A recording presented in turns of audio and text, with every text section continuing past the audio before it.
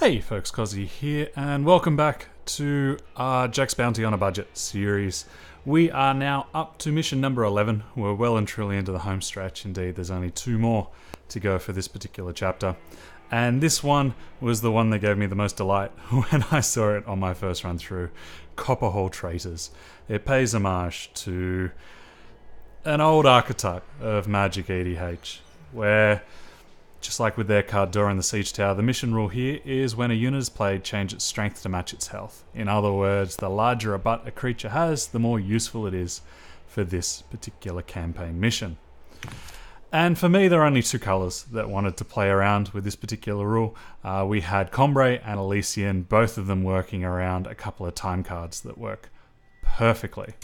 The first of which, it wasn't intentional, but it just so happened ending up that this looks quite a lot like a Flyers deck.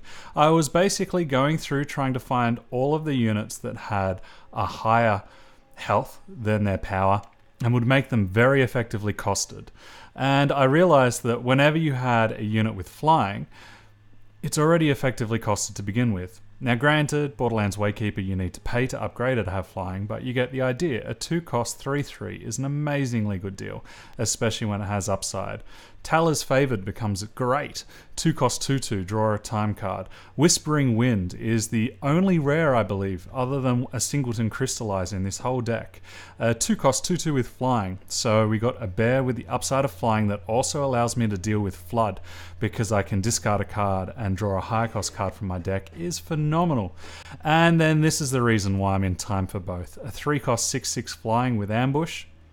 It's going to be hard to lose if we get any of these in our hand. Ice Sprite gives us some form of interaction. Polymorph to deal with some of their units. Avisaur Patriarch, there's not really a dinosaur synergy going on here, but it's a 4-cost 4/4 with flying. Even better, a 4-cost 5/5. And then because we have so many decent flying cards in this deck, I thought a Windshaper would be quite appropriate to give all of my flying units +1/+1. And regardless, it's still a 4-cost 4/4. And then finally, the piece de resistance, the Lumen Defender. To get a 5-cost 5/5 that gains you 5 life with Deadly, all of these are phenomenal. And beyond that, it's really just a couple of pieces of interaction and a couple of things to smooth out the deck a little bit, and you have yourself an Elysian Fliers. I recognize that the curve is pretty ugly over here, but part of that is just because the cheap cards are still massively overpriced, and so we can afford to get a lot of them. I really won't be unhappy there at all. The other, I'm calling it Combrei Warcry, even though there's only a couple of Warcry creatures, but what Warcry creatures they are. Minotaur Grunt all of a sudden becomes a 2-cost 3/3 with Warcry, or my favourite one, the Oryx Sentry, is a 3-cost 5/5 with both Endurance and Warcry. Of course, Dune Phantom is an automatic include, and the 2 cards that draw me towards Combrei rather than any other colour combination is the Karmic Guardian. Now, you guys know that my favourite form of Eternal is Draft, and in that this is a bona fide bomb. A 4-cost 1/4 Flying Lifesteal Endurance is enough to win games of Limited on its own. Just wonder what can happen when it becomes a 4-cost 4/4 before we even do anything else.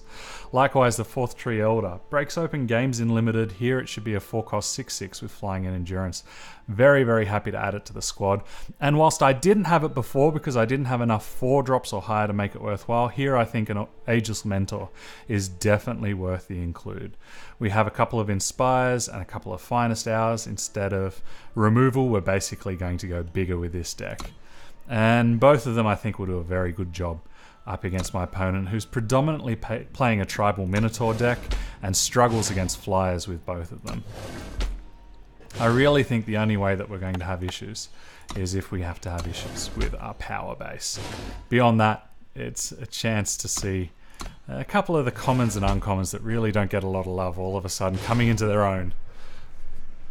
So yeah, it should be fun. Perfectly fine hand. We have a Whispering Wind to start to upgrade whatever we want to upgrade. We have a Windshaper, and we have more Flyers that have some interactions. So I'm very happy to keep this particular hand.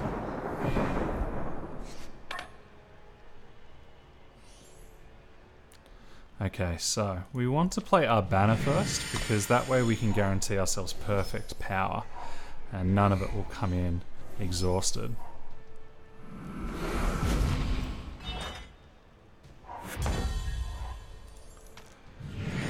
So we have an interesting choice here. We can either play the Borderlands Waykeeper, which could be a trade with this district infantry, or we could play the Whispering Wind and start focusing on upgrading our cards straight away. The best card for me to draw next turn is my ambush creature, which I could do by upgrading the Waykeeper. And even then, it's still, if I don't happen to upgrade and get it, I can play the Ice Sprite as a 2/2 that will freeze one of their creatures anyway. So I think here I'd rather play the Whispering Wind. It does mean I'll be taking 3 from this distant infantry.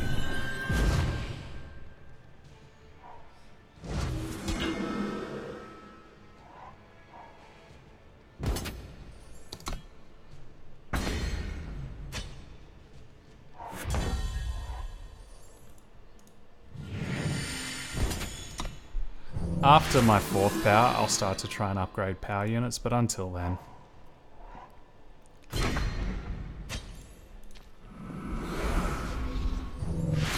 I'd rather try and take a shot at getting some of my best units in my hand.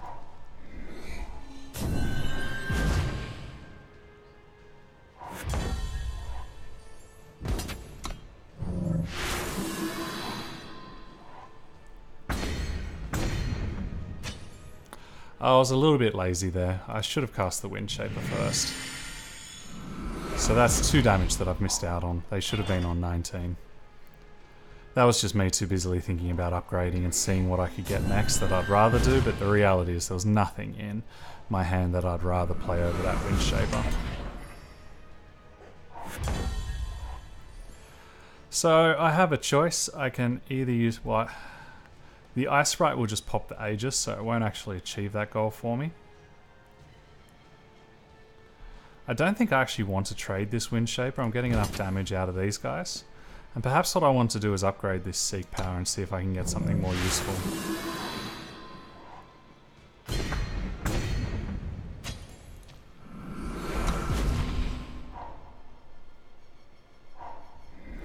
And you'll notice that life's fairly easy when they don't have flyers, so this deck, once I've established a handful of blockers, just goes in and disregards them.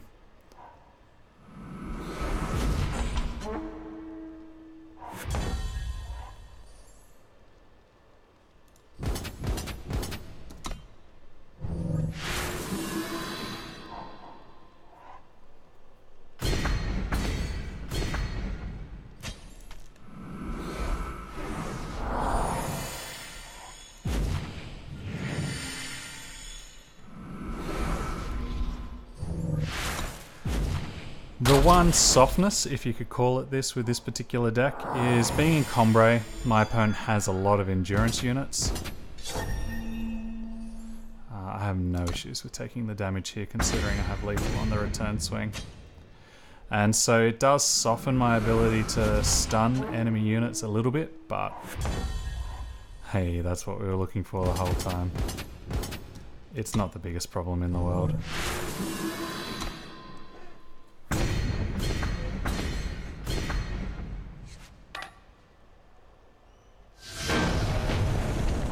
And there you have it. Able to fly over the top pretty comfortably indeed. Let's take a look at our dubiously called Warcry deck. Likewise, if we're able to get any of our big flyers, this will be game over. And this is a perfectly serviceable hand. We don't have a play on turn 1 or 3 quite yet, which is okay.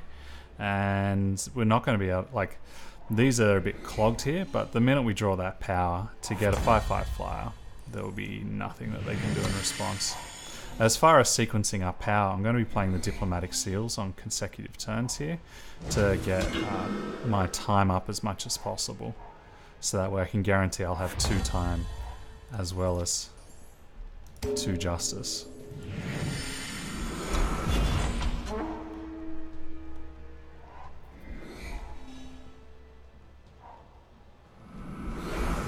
Well, now I have something to do on turn 3.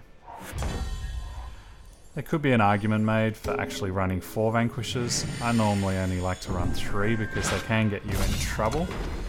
if you're against certain types of decks, but given that we know what type of deck we're up against, feel free to up that to 4.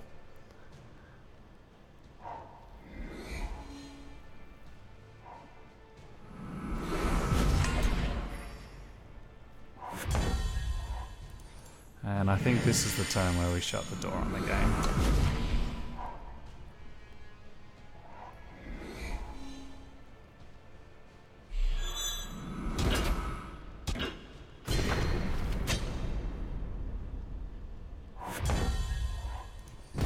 Enduring a lot of power, which makes this deck look a little bit more anemic than it actually is, but even so.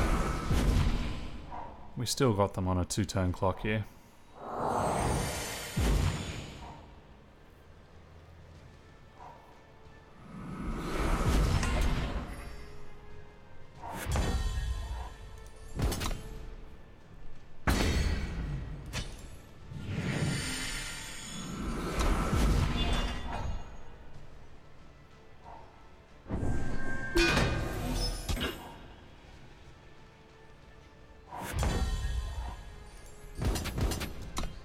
There's no point in attacking in and trading off this Tower Patrol. What it's actually doing is my one unit is holding off both of their attackers.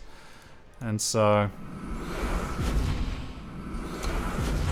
by trading it off, all of a sudden, even though I get a 1-for-1 trade, I'm then opening up the doorway for this elite to be able to attack me. Assuming, of course, I have nothing else to play. But it's always good to talk about best principles even when they're not fully applicable, because they're the kind of things you want to be keeping an eye out for in your tight matchups that could be a lot more uncomfortable than perhaps those two were. So yeah, relatively easy matches to be perfectly frank, but geez, they're a lot of fun. And you can build some sweet and interesting decks as a consequence. I'm pretty certain that I have almost no rares in this particular list as well. And that's because all of a sudden the things that are rarity scaled down because they don't have a lot of power all of a sudden are entirely applicable here. So there you have it, folks. That was us busting through the Copperhall Traitors into, I presume, their gold reserves. It's a very social thing that we're doing. Join us next time as we look at Blood on the Rocks and try and brew up some more interesting and sweet decks for it. I've been Cozzy, running through these videos for Pick 1 Pack 1. Thanks as always for your time, and I'll see you guys in just a moment.